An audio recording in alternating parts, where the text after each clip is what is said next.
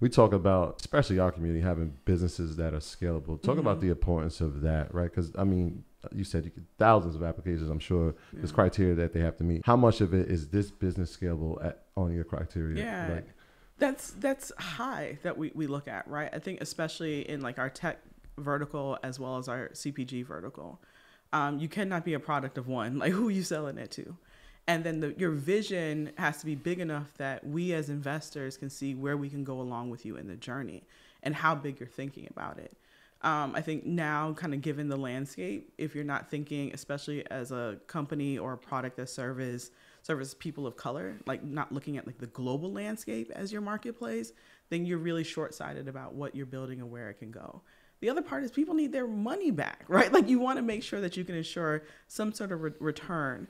And if those things aren't communicated, then you miss the opportunity of people being able to see how they can go along with you in the journey. And so scalability is important. I think what scalability means to you is a bigger question, because I think as entrepreneurs, what you also see is people just start asking you that question all the time. Well, how are you going to scale this? How are you going to scale this? Your intention may just to dig deeper into the market that you're in, right? Or the neighborhood or the region that you're in. It doesn't always have to be scaling nationally or internationally, but you have to be able to communicate how you can go deeper within the niche that you're in. And I think one thing, and I can't remember who I heard this from, but like, hey, if you solve one problem for someone, you end up creating 10 more problems for them, which is amazing and masterful to think about, right? And I think sometimes people don't communicate how they can go deeper and increase the lifetime value of the existing customer base, the region, the city, the state, the country that they're in with their product. And so what do I mean by that? If you help people write books, okay, now that the book is done, they need publishing, they need printing, they need PR, they need graphics done, they need their author photo done.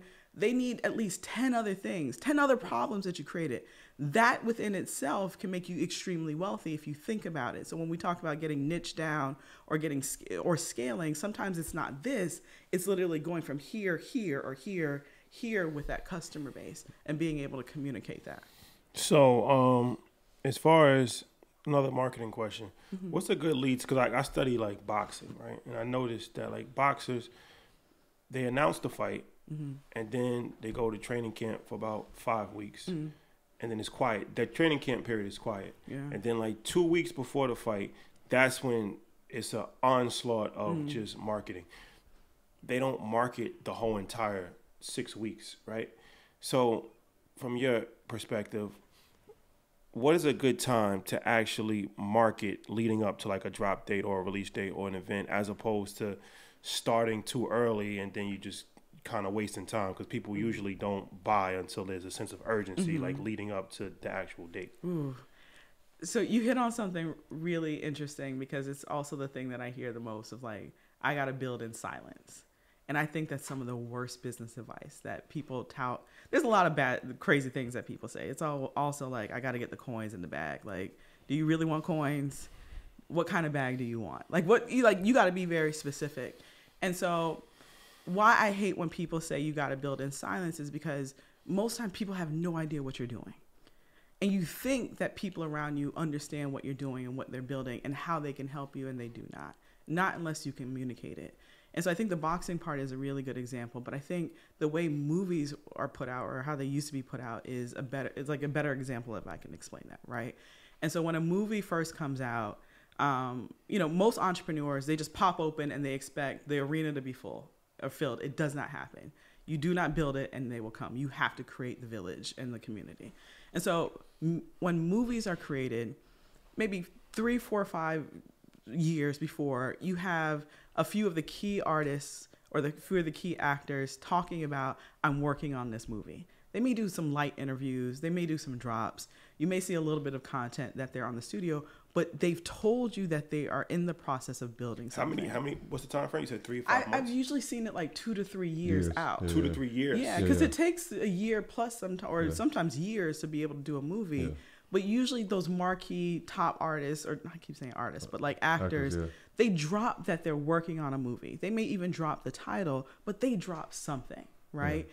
And then as it progresses, you start to see more and more things literally about the process. There's nothing wrong with documenting your process to getting to that point. And then, as I would say, like maybe a year out is when you start to see the commercials. You start to see the press junkets. You start to see the trailers come out. Behind the scenes footage. The behind the scenes footage, right? And then the 3 months leading up to it, that's when you see the onslaught of things, so that on Friday night, when the movie hits, there is actually people to buy the tickets. And I think entrepreneurs look at, and not all entrepreneurs, but I think entrepreneurs that are scared, rightfully so, I get it. But if you want to sell a product and you want people to support you, you got to let them know and be a part of the journey of getting there. That's part of the storytelling. That is the magic that builds the affinity for people wanting to actually purchase or be a part of the process. People want to be a part of your winning season and your process. And if you never tell them what you're working on, because you're building in the dark, which is very bad information, there's nobody there. And then what happens is you get very discouraged because there's no one there to support you. You then very ill blame your friends and family, like why they not buying the product. They're not your customer. My husband and I ran a gourmet popsicle and manufacturing company, like with clients like PayPal, Google, Target, like for 7 years. I never went to my parents and like, why y'all not buying popsicles? Why? Because my parents are Black and they like butter pecan ice cream. They're not buying popsicles. They never bought a popsicle, but they supported me in other ways. But I also knew they were not my customer base.